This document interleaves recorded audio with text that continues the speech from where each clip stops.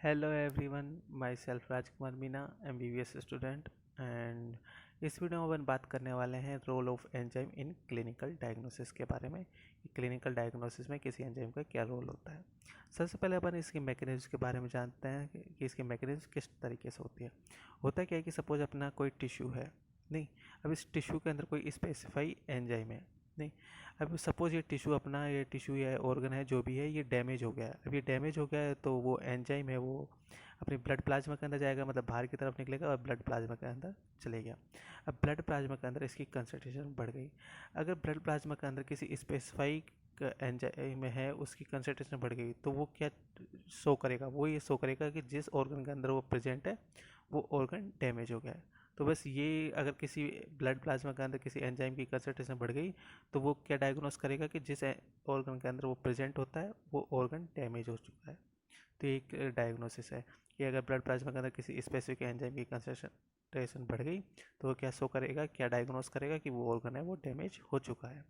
नहीं, तो उसे तो ये तो था अपना इसकी मैकेनिज्म कि इसके किस टाइप से ये वर्क करता है। नहीं, अब एंजाइम्स को अपन ब्लड प्लाज्मा के अकॉर्डिंग टू पार्ट्स में डिवाइड किया गया है। एक तो वो एंजाइम जो ब्लड प्लाज्मा के अंदर फंक्शन करते हैं, यानी उनकी ब्लड प्लाज्मा के अंदर पहले से कंसंट्रेशन ज़्यादा होती है। उन टाइप के एंजाइम जिनकी ब्लड प्लाज्मा के अंदर पहले से कंसंट्रेशन ज़्यादा होती है, उनका यूज अपन क्लिनिकल डायग्नोसिस में नहीं करते हैं। नहीं, तो उस अकॉर्डिंग में इसे दो पार्ट में डिवाइड किया गया है। पहला है अपना फंक्शनल प्लाज्मा एंजाइम, जो कि ब्लड प्लाज्मा के अंदर पहले से ही फंक्शन करते हैं, मतलब फंक्शंस करते हैं। अभी फंक्शंस कर रहे हैं ब्लड प्लाज्मा के अंदर, तो इनकी कंसंट्रेशन ब्लड प्लाज्मा के अंदर पहले से ही ज़्यादा होती है, और ऑर्गन्स अपनी जो उनके अंदर इनकी कंसंट्रेशन कम होती है। तो इनका यूज अपन क्लिनिकल डायग्नोसिस में नहीं करते। फंक्शनल प्लाज्मा एंजाइम का यूज अपन क्लिनिकल डायग्नोसिस में नहीं करते हैं, क्योंकि इनकी कंसंट्रेशन ब्लड प्लाज्मा के अंदर पहले से ही ज़्यादा होती है। नहीं, और ये क्या करते हैं, ये अपनी प्लाज्मा के अंदर फंक्शंस करते हैं, जैसे कि for example blood clotting enzymes होते हैं वो, एंड लाइपोप्रोटीन लाइपेज, ये अपने फंक्शनल प्लाज्मा एंजाइम्स के एग्जांपल्स हैं। दूसरे अपने एंजाइम्स होते हैं नॉन फंक्शनल प्लाज्मा एंजाइम्स, जो कि अपनी ब्लड प्लाज्मा है उसके अंदर फंक्शंस नहीं करते हैं, यानी इनकी कंसंट्रेशन है जो ब्लड प्लाज्मा के अंदर कम होती है और ऑर्गन्स के अंदर इनकी कंसंट्रेशन ज़्यादा होती है। तो इन टाइप के जो एंजाइम्स हैं इनका यूज अपन करते हैं क्लिनिकल डायग्नोसिस में, यानी इनकी कंसंट्रेशन ऑर्गन्स के अंदर ज़्यादा होती है।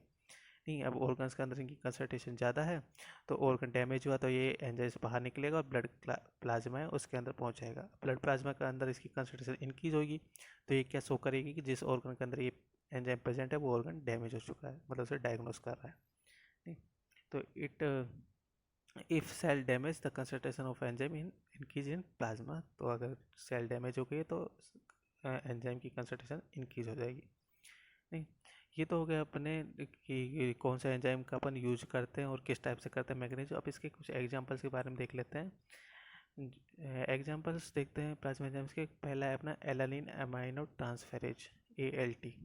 नहीं, एलानिन अमाइनो ट्रांसफरेज ये कहाँ प्रेजेंट होता है, ये लिवर के अंदर प्रेजेंट होता है। अगर ब्लड प्लाज्मा के अंदर ALT की कंसंट्रेशन बढ़ गई तो ये क्या शो करेगा, ये अपनी जो हेपेटिक टिश्यूज हैं या लिवर की जो टिश्यूज हैं उनके डैमेज को शो करेगा।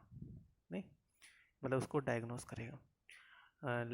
दूसरा क्या है अपना लाइपेज। लाइपेज ये प्रेजेंट होता है, ये अपनी पैनक्रियाटाइटिस एंड पैनक्रियाज होता है अपना, उसके अंदर प्रेजेंट होता है अपना लाइपेज।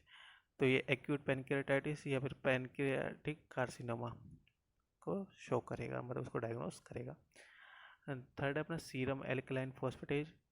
ये कहाँ पे होती है, ये अपनी लिवर्स के अंदर एंड बोन्स सब होती है अपनी, उनके अंदर ये प्रेजेंट होता है। तो अगर इसकी कंसंट्रेशन बढ़ गई सीरम एल्कलाइन फॉस्फेटेज की, तो ये क्या डायग्नोस करेगा, लिवर डिजीज या हेपेटिक टिश्यूज के डैमेज को या डिजीज को, फिर जो अपनी बोन्स के डैमेज या डिजीज को शो करेगा। नेक्स्ट है अपना सीरम एसिड फॉस्फेटेज। तो इसकी कंसंट्रेशन कहाँ होती है, अपनी जो प्रोस्टेट ग्लैंड होती है उसके अंदर इसकी कंसंट्रेशन ज़्यादा होती है।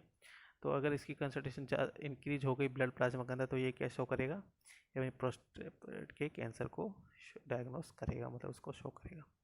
तो ये अपने हो गए एग्जांपल्स ऑफ प्लाज्मा एंजाइम्स। तो ये अपना role of enzyme in clinical diagnosis complete हुआ। And now thanks for watching.